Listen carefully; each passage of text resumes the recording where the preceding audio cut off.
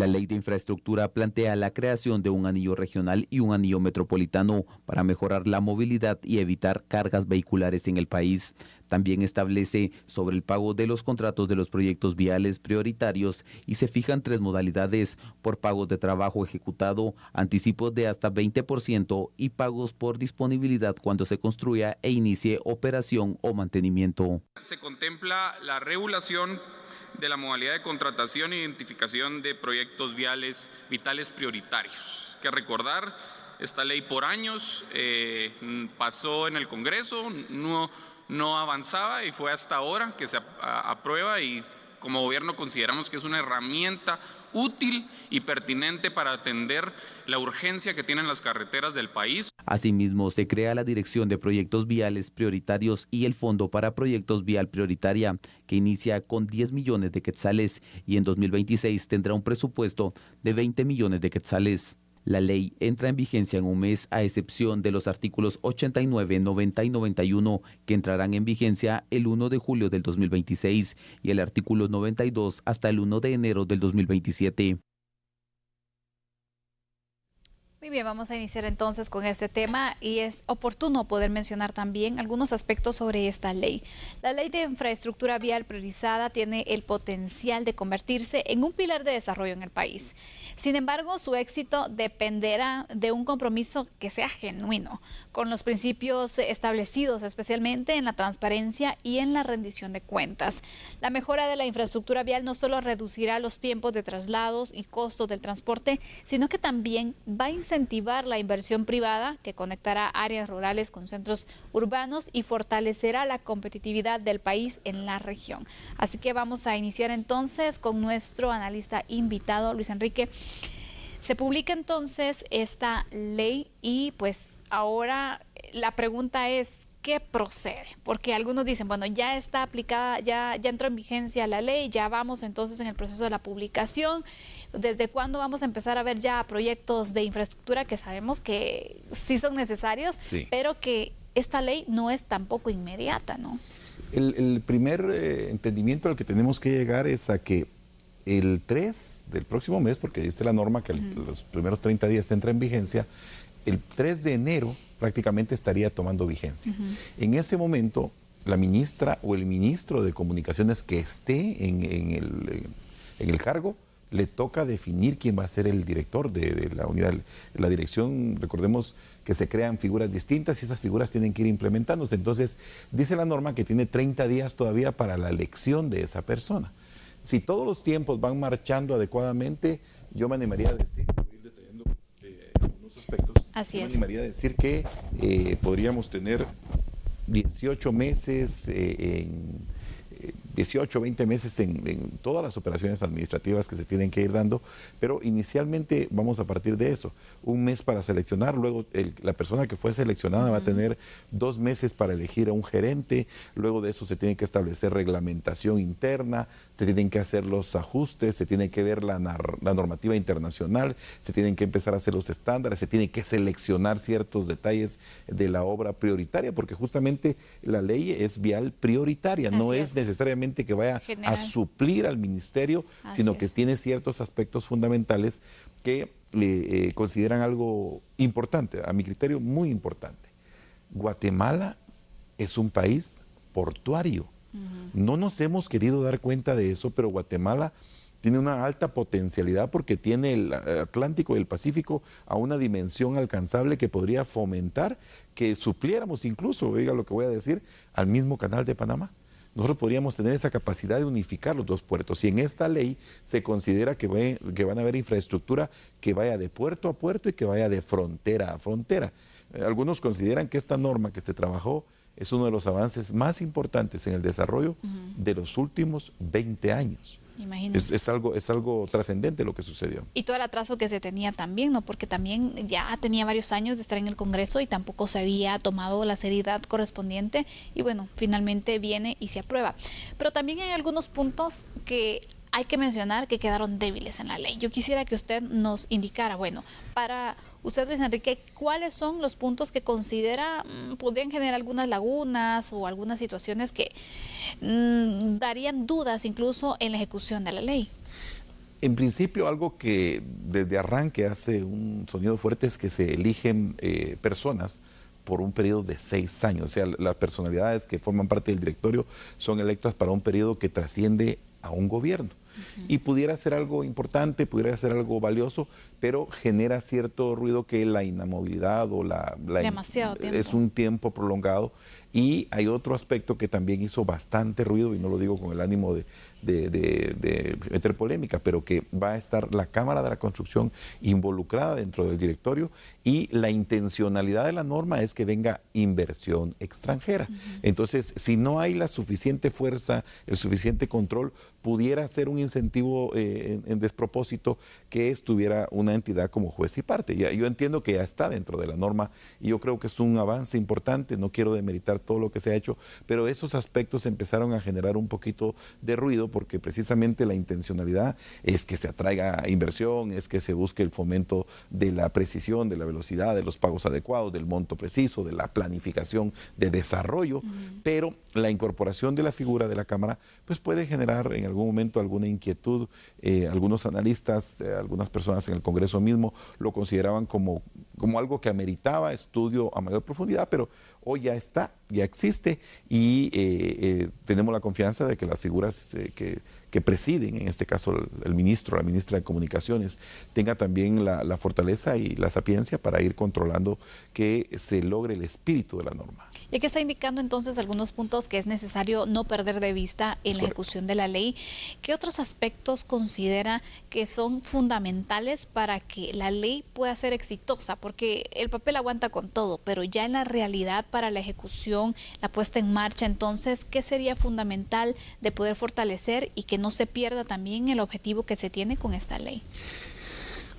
Así como la estructura humana debe de estar muy bien definida, muy bien seleccionada, los reglamentos orgánicos internos le dan una vivacidad a las normas. Hay normas que si no tienen el reglamento adecuado pueden pararse, pueden frenarse, y la elaboración de un reglamento orgánico interno va a ser fundamental para que las operaciones, que en la complejidad de la ley, es que la ley no es una ley que sea muy sencilla, sino que tiene niveles de complejidad, operaciones nuevas, estructura orgánica nueva, modelos de acción nueva, incluso se determina que contratos ahora van a ser con construcción, con reparación, con mantenimiento, se genera una nueva figura de manejo del contrato crema, como le llaman.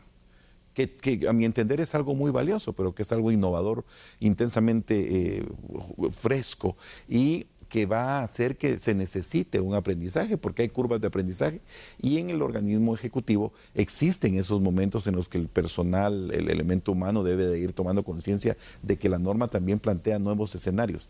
Si el reglamento orgánico interno es bien elaborado, eso va a facilitar la operación. Si el reglamento orgánico interno demora demasiado, y ojo que una elaboración adecuada de un reglamento puede llevar hasta 18 meses, porque hay tiempos que se deben de ir llenando y experiencias que ya se tuvieron, por ejemplo, en el Ministerio de Agricultura o en ministerios que han creado un ROI, como se le denomina por acortarlo, el reglamento orgánico interno, demuestran que lleva tiempos y que si no se tiene la presión detrás de cada tiempo, que si no se tiene la gestión adecuada, esos tiempos se pueden prolongar y prolongar y prolongar. Y la necesidad de una ley de infraestructura vial prioritaria es fundamental. Tenemos que tomar en consideración de que es muy, pero muy importante. Ya vemos la condición en la que están las carreteras, ya vemos la dificultad que hay en promedio en Guatemala para poder circular vehículos que transportan carga, están entre 53 y 56 kilómetros por hora. En Panamá están en 72, por ejemplo. Entonces hay una correlación que nos hace ver con una debilidad y una urgencia de que se implemente. Exacto. Y la ilusión, cuando uno dice, bueno, es que van a haber 10,000 kilómetros de carretera construidos a partir de una ley, la ilusión es, vamos a cerrar la brecha. Pero sí y solo sí, la gestión se hace muy eficiente, si se logran los tiempos que se acortan, si se hace gestión, si el espíritu de todos los personeros que están involucrados en la norma y en las direcciones que se crean es intenso, inmediato. Agilizarlo, exactamente. Agilizar, sí. Y justo hablábamos, ¿no? Probablemente no vamos a empezar a ver ya resultados con ejecución de proyectos a partir de esta ley en esta administración, porque pues es un proceso, ¿no? En elección de quienes estarán al frente de esa dirección también, la elaboración del reglamento que llevará su tiempo, hay que comprenderlo también, porque cuando se aprueba una ley, bueno, queremos ya que sea efectiva y queremos ver los resultados, y especialmente cuando hablamos del tema de infraestructura, porque todos hemos visto las condiciones de las rutas principales, no digamos entonces construcción de nuevos tramos carreteros, que también es necesario. Entonces también es poder comprender esta parte, y va a llevar un tiempo, si es necesario, todo este encaminamiento que se va a realizar, los preparativos que se van a tener también para poderla ejecutar, y que luego esto va a dar, o lo que se piensa, ¿no? Que va a dar las bases para poder ejecutar diversos proyectos. Es importante mencionar esto porque sabemos la situación en la que nuestra infraestructura está.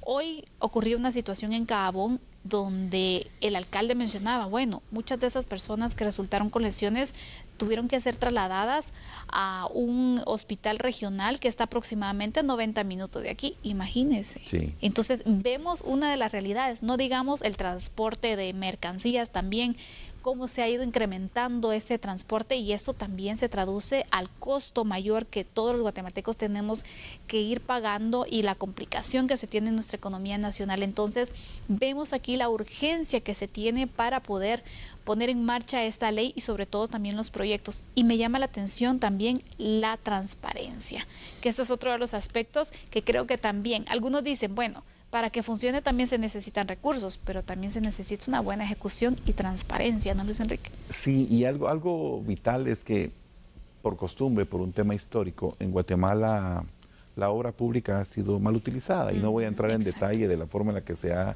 manejado, pero que en muchos casos hace una degradación del monto de arranque con lo entregable, y dicen un 30% menos la calidad, un 40% menos la calidad, un 20% menos la calidad, y eso repercute en que las carreteras tengan menor tiempo de vida, que no se tenga las dimensiones suficientes del asfalto, que no se logre la infraestructura adecuada, y un bache puede representar una demora tanto para el comercio, pero también para salvar vidas humanas. Claro. Y es muy importante que se considere que la vida humana, dentro de los aspectos que favorecen esta norma, es que se va a mejorar el tema de la seguridad alimentaria y nutricional, por ejemplo.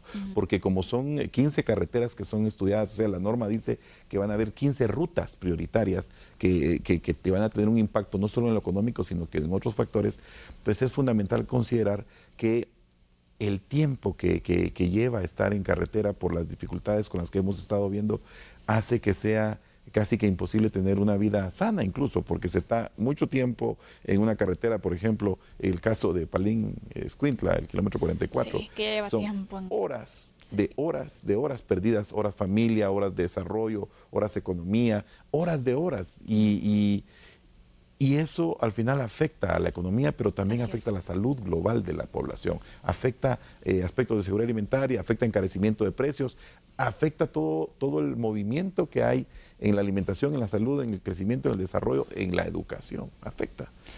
Sí, sin duda alguna. Entonces, por eso es que hay mucha esperanza entonces con la buena aplicación y la buena ejecución de esta ley de infraestructura que pues se ha aprobado, que ya se publicó, que lleva su tiempo también de poder establecer. Pero ojo, esto no significa que bueno, tenemos que esperar y hasta ese momento se va a hacer algo con el tema de la infraestructura en nuestro país. No.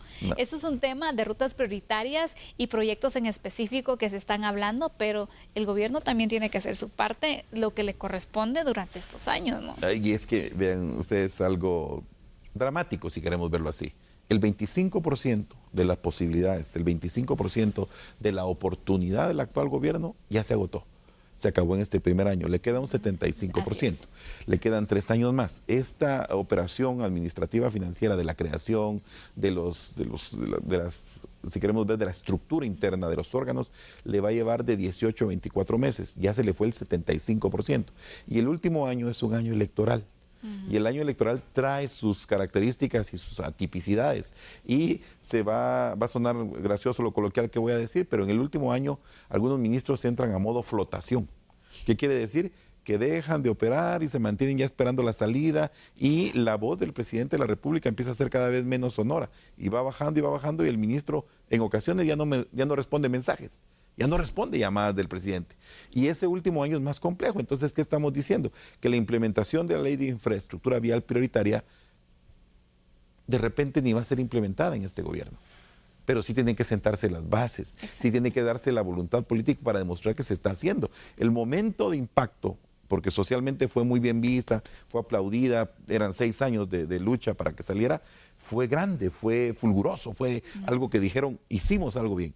Pero ahora queda la voluntad política para concretarla, para hacer la reglamentación, para establecer la estructura fuerte, robusta y transparente. Exactamente. Desde el momento en el que tenga el Quetzal 1, no al final, sino que desde el momento en el que empiecen el manejo de los recursos y la elección de la persona que va a dirigir la estructura base. Así que estos son algunos de los aspectos que son relevantes de poder mencionar de esta ley, y bueno, lo queremos tratar acá con nuestro analista invitado también para que ustedes conozcan un poco de pormenores de lo que trata esta ley de infraestructura vial, para que de esta manera también estén informados de lo que está pasando en nuestro país. Con esto cerramos nuestro primer análisis. Vamos a hacer un corte comercial. Regresamos hablando sobre el Día Internacional de las Personas con Discapacidad, un tema muy importante, cómo estamos en nuestro país con este grupo de la población. Al volver, lo analizamos.